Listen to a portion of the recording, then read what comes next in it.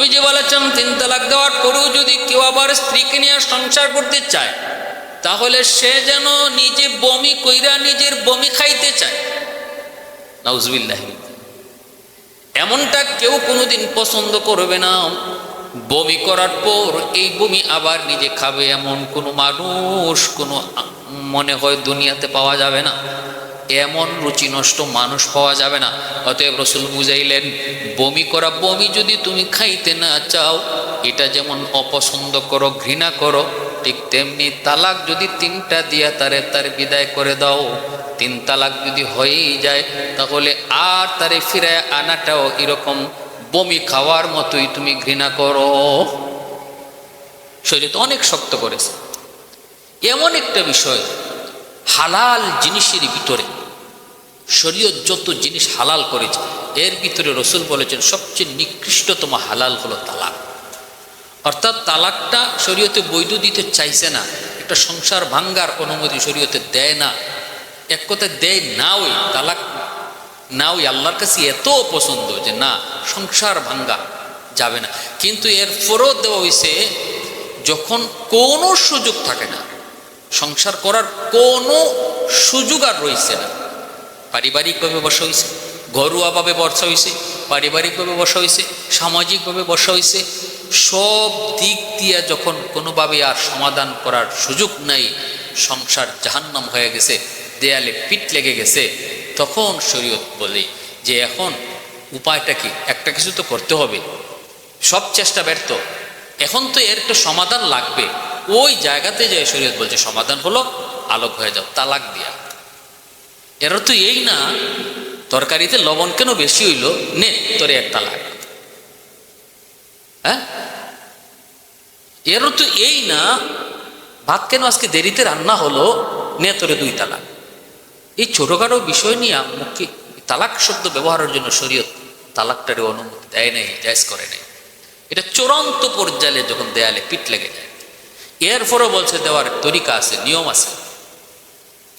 একসাথে 3 তালাক দেওয়া সম্পূর্ণ কবিরা গুনাহ, হারাম, তালাক হয়ে যাবে, কিন্তু এটা কবিরা গুনাহ।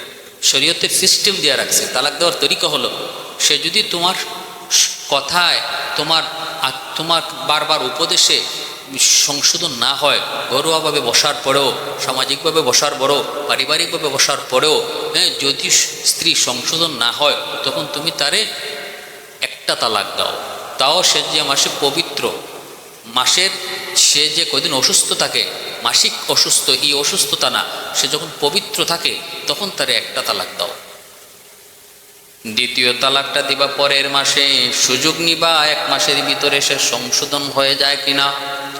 যদি সংশোধন হয়ে যায়, তুমিও যদি মনে করো না তালাকটা দেওয়া ঠিক না, সংশোধন হবে, তুমি তারে আনতে পারো, ডাক দিলেই, কাছে গেলেই, তারে ধরলেই তালাক উঠলো, 1 তালাক উঠলো।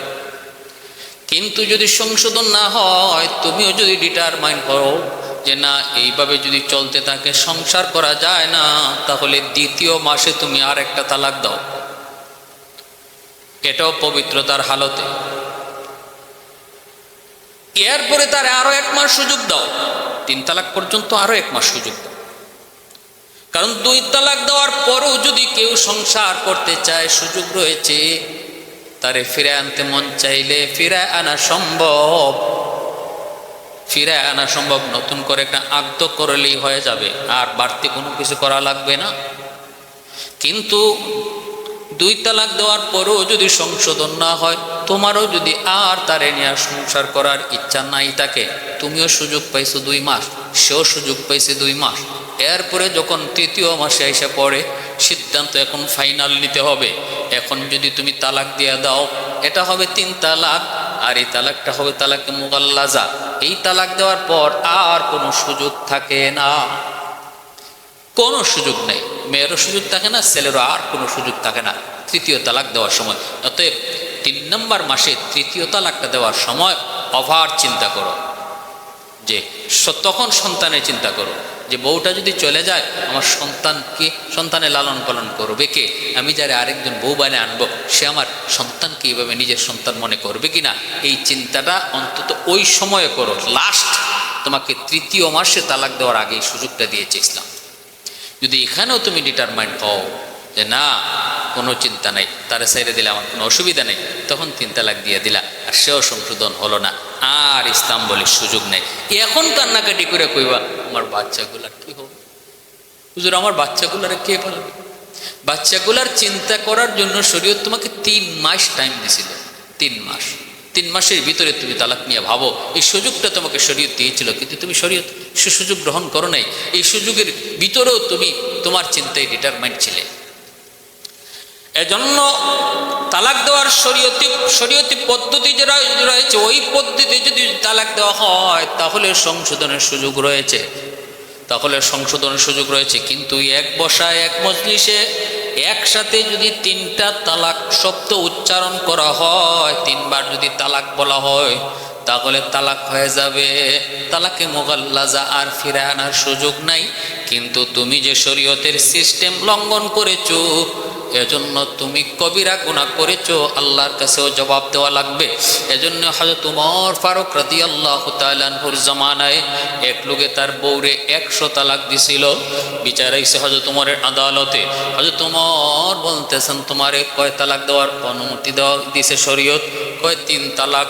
তাহলে বাড়তি দিছ কয়টা? কয় 97টা। হযরত ওমর বলেন ফিটের পোশাকটা হলো আর ফিটটা ফাতায় দাও, বাকি 97টা তালাক তোমার ফিটে এখন দেওয়া হবে। এই বলে খলিফাতুল মুসলিমিন হযরত ওমর তার 97টা বেদ দিছেন, 97টা বেদ তার ফিটে দিছেন। শরীয়ত অনুমতি দিছে 3 তালাক তোমার, বাকি 97টা যে তুমি দিছো শরীয়ত লঙ্ঘন করছো, এটা তোমার ফিটে যাবে। এজন্য ভালো করে ইয়াদ রাখো যুবক।